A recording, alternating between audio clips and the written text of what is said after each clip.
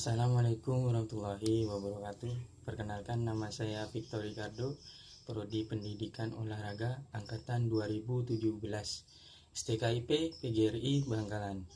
Di sini saya akan menunjukkan video saya tentang penjelasan lompat jauh yang meliputi teknik-teknik dasar lompat jauh dan gaya lompat jauh. Oke, sebelum memulai pembelajaran, lebih baik kita berdoa terlebih dahulu. Berdoa dimulai.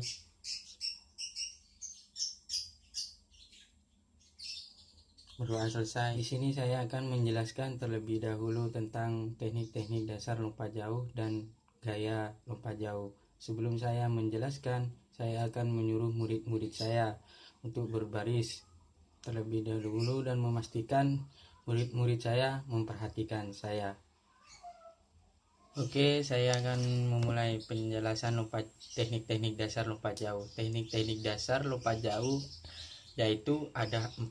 Yang pertama teknik awalan, yang kedua teknik tumpuan, dan yang ketiga teknik melayang, dan yang terakhir teknik mendarat. Yang pertama, di sini saya akan menjelaskan teknik awalan. Awalan merupakan satu gerakan dalam atletik lompat jauh yang dilakukan dengan cara lari secepat mungkin agar memperoleh kecepatan maksimal sebelum melakukan tolakan. Selain itu, awalan dalam atletik lompat jauh adalah diartikan sebagai suatu upaya untuk memperoleh kecepatan horizontal maksimal yang kemudian diubah menjadi kecepatan vertikal ketika melakukan tolakan. Jarak dari suatu awalan tergantung dari tingkat kemenangan dari atlet tersebut. Jarak dari suatu awalan tergantung dari tingkat kematangan dari atlet tersebut dan kemampuan dari atlet tersebut untuk berkreasi dengan kecepatannya sendiri. Teknik yang harus dilakukan dengan berlari secepat-cepat mungkin dari jarak 40 sampai 45 meter pada sebuah lintasan lari. Ada beberapa hal yang harus diperhatikan saat melakukan awalan dalam cabang atletik lompat jauh. Yang seperti ini, jarak awalan dalam cabang atletik lompat jauh bergantung pada kemampuan atlet itu tersendiri. Bagi para pelompat yang dalam jarak pendek sudah dapat mencapai kecepatan maksimal, jarak awalan cukup pendek atau dekat saja, kurang lebih dari 30 sampai 35 meter atau kurang dari itu. Sementara itu, bagi para atlet lompat jauh yang mencapai kecepatan maksimal dalam relatif jauh, jarak awalan harus lebih jauh, kurang lebih 40 sampai 45 meter atau lebih dari itu.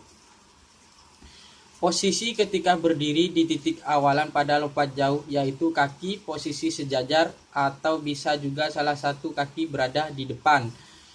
Tergantung dari kebiasaan atlet itu tersendiri. Cara pengambilan awalan dalam lompat jauh dimulai dari perlahan-lahan dan kemudian cepat. Seperti sprint.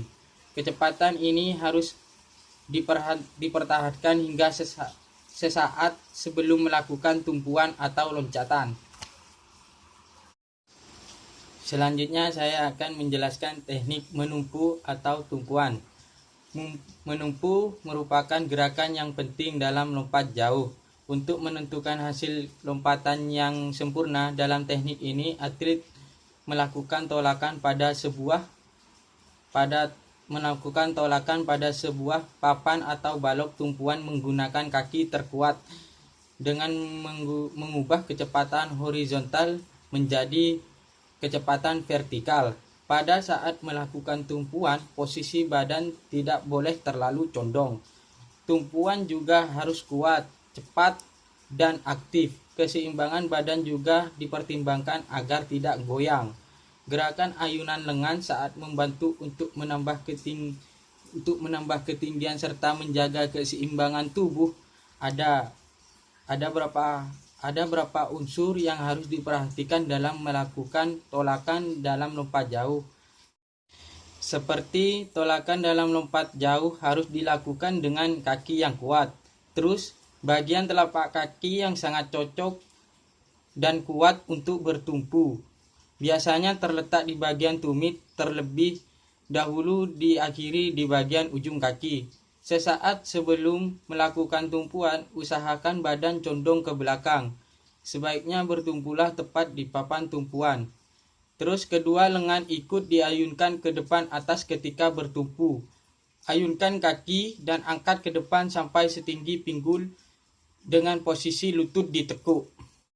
Seterusnya saya akan menjelaskan teknik melayang. Gerakan melayang pada lompat jauh dilakukan setelah meninggalkan balok tumpuan. Saat melakukan gerakan melayang, keseimbangan badan harus tetap terjaga. Ayunan kedua tangan bisa membantu atlet dalam menjaga keseimbangan tubuh. Ada dua cara untuk melakukan teknik melayang, yaitu satu, dengan sikap jongkok, dan yang kedua dengan sikap menggantung. Dalam sikap menjongkok, saat menumpu kaki ayun mengangkat lutut setinggi-tingginya, lalu disusul dengan kaki tumpu. Kemudian sebelum melakukan pendaratan, kedua kaki dibawa ke depan. Yang kedua dengan sikap menggantung. Dalam sikap ini, kaki ayun dibiarkan tergantung lurus pada waktu menumpu. Tubuh diusahakan tegak oleh kaki tumpu dengan lutut ditekuk sambil pinggung didorong ke depan. Lalu kedua lengan direntangkan ke atas. Selanjutnya saya akan menjelaskan teknik terakhir, yaitu teknik mendarat. Dalam teknik ini, atlet harus berupaya mendarat dengan sebaik-baik mungkin. Jangan sampai badan atau lengan jatuh ke belakang. Pendaratan pada bak lompat dimulai dengan posisi kedua tumit kaki dan kedua kaki agak rapat. Gerakan waktu pendaratan harus dilakukan dengan kedua kaki. Yang perlu diperhatikan saat mendarat dalam lompat jauh adalah kedua kaki mendarat secara bersamaan, diikuti dengan dorongan pinggul ke depan, sehingga badan tidak cenderung jatuh ke belakang, yang dapat berakibat fatal bagi atletik itu sendiri. Itulah penjelasan teknik-teknik dasar lompat jauh. Selanjutnya saya akan menjelaskan jenis gaya lompat jauh, yaitu gaya jongkok. Lompat jauh gaya jongkok merupakan jenis gaya lompat jauh yang paling tua dan paling mudah untuk dilakukan